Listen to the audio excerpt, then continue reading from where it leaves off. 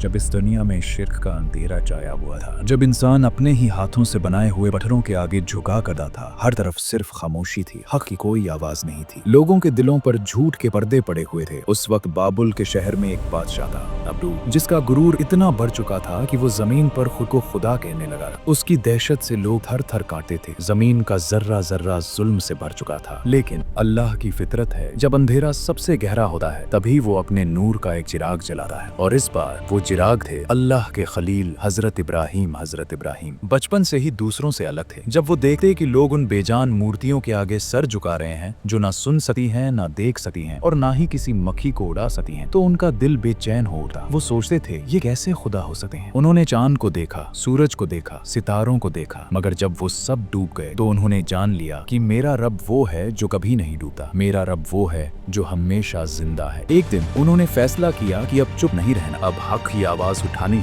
चाहे पूरी दुनिया हिला हो जाए। सबसे पहले उन्होंने अपने घर से शुरुआत की। उनके वालिद आजर, जो खुद बदतरश थे, बड़े अदब से लेकिन दर्द भरे दिल से उन्होंने पूछा, ऐ मेरे वलीद, आप उन चीजों की इबादत क्यों करते हैं जो ना आपकी पुकार सुन सकती है और ना आपको कोई फायदा या नुकसान पहुंचा सकती है। जवाब में क्या मिला? सिर्फ गुस्सा, सिर्फ नफरत। उनके बाप ने कहा, अगर तुम इन बातों से बाज ना आए तो मैं तुम्हें पत्थरों से मार मार कर निकाल दूंगा। लेकिन इब्राहिम का यकीन पहाड़ से ज्यादा मजबूत था। जब घर वालों ने नहीं सुना तो वो कौम के पास गए। उन्होंने नमरूद के दरबार में हक का नारा लगाया। नमरूद ने अपनी ताकत के नाशे में कहा, मैं जिंदगी देता हूँ और मैं ही मौत देता हूँ। तब इब्राहिम ने फरमाया, मेरा रब वो है जो सूरज को मशरिक से निकलता है। अगर तू खुदा है तो उसे मगरिब से निकल कर दिखा। उस वक्त वो जालिम बादशाह लाजवाब हो गया। सन्नाटा छा गया पूरे दरबार में। उसकी झूठी खुदाई का तख्त हिलने लगा। जब दलील से बात ना बनी, जब नमरूद के पास कोई जवाब ना बचा तो ताकत का इस्तेमाल शुरू हुआ। फैसला किया गया कि इब्राहिम को ऐसी सजा दी जाए कि आने वाली नस्लें याद रखें। फैसला हुआ जिंदा जला देने का। एक बड़ा मैदान चुना गया। ऐलान कर दिया गया कि हर शख्स लकड़ियां जमा करेगा। गौर कीजिए उस मंजर पर। लोग जो इब्राहिम की अपनी कौम थे वो अपने ही नबी को जलाने के लिए लकड़ियां धो रहे थे। नफरत का ये आलम था कि अगर कोई औरत बीमार होती तो वो मन्नत मानती थी कि अगर मैं ठीक हो गई तो इब्राहिम को जलाने के लिए लकड़ी दूंगी। एक महीने तक, हाँ पूरे एक महीने तक लकड़ियां जमा की गई। लकड़ियों का एक पहाड़ खड़ा कर दिया गया। जब उस ढेर को आग लगाई गई तो शोलों की गर्मी इतनी तेज थी कि उसके करीब जाना तो दूर, ऊपर से उड़ने वाले परिंदे भी चलकर गिरने लगे। धुआं आसमान को छू रहा था। आग की चिंगारियां सितारों तक पहुंच रही थीं। लोग दूर, बहुत दूर खड़े होकर तमाशा देख रहे थे। शैतान खुश था, नमरूद हंस रहा था। उसे लगा कि आज हक की आवाज हमेशा के लिए खामोश हो जाएगी।